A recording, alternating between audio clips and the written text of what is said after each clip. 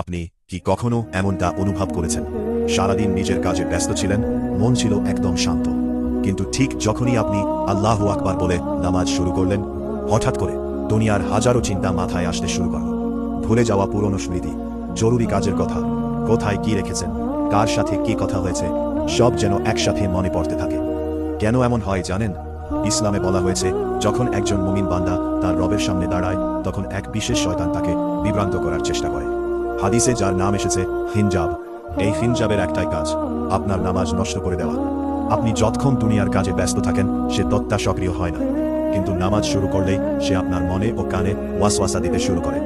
সে আপনাকে এমন সব কথা মনে করিয়ে দেয় যা আপনি মাসের পর মাস ভুলেছিলেন। হঠাৎ মনে হবে, চাবিটা কোথায় রেখেছি, কালকে যে কাজটা ছিল সেটা করেছি তো, ওই মানুষটাকে ফোন দিতে হবে।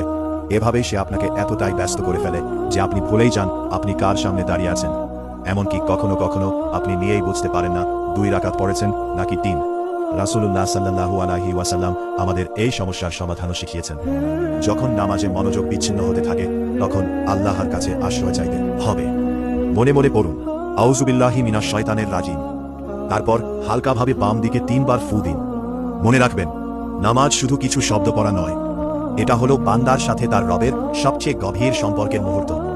তাই পরের বার নামাজে মন বিচলিত হলে ভয় পাবেন না, হিনজাবের কুমন্ত্রণা চিনে নিন আর আল্লাহর সাহায্য চান। আল্লাহ যেন আমাদের সবাইকে খুশু খুজুর সাথে নামাজ পড়ার তৌফিক দান করেন।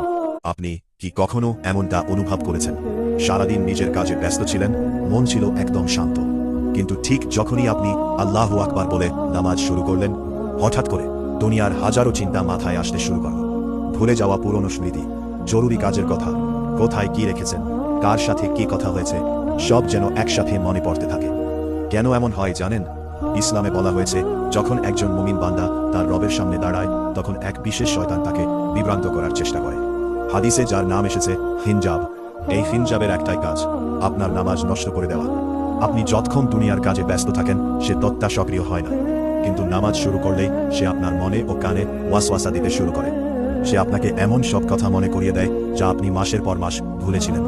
হঠাৎ মনে হবে, চাবিটা কোথায় রেখেছি, কালকে যে কাজটা ছিল সেটা করেছি তো, ওই মানুষটাকে ফোন দিতে হবে। এভাবেই সে আপনাকে এতটাই ব্যস্ত করে ফেলে যে আপনি ভুলেই যান আপনি কার সামনে দাঁড়িয়ে আছেন। এমনকি কখনো কখনো আপনি নিয়েই বুঝতে পারেন না 2 রাকাত পড়েছেন নাকি 3। রাসূলুল্লাহ সাল্লাল্লাহু আলাইহি ওয়াসাল্লাম আমাদের এই সমস্যার সমাধানও শিখিয়েছেন। যখন নামাজে মনোযোগ বিচ্ছিন্ন হতে থাকে, তখন আল্লাহর কাছে আশ্রয় চাইতে হবে।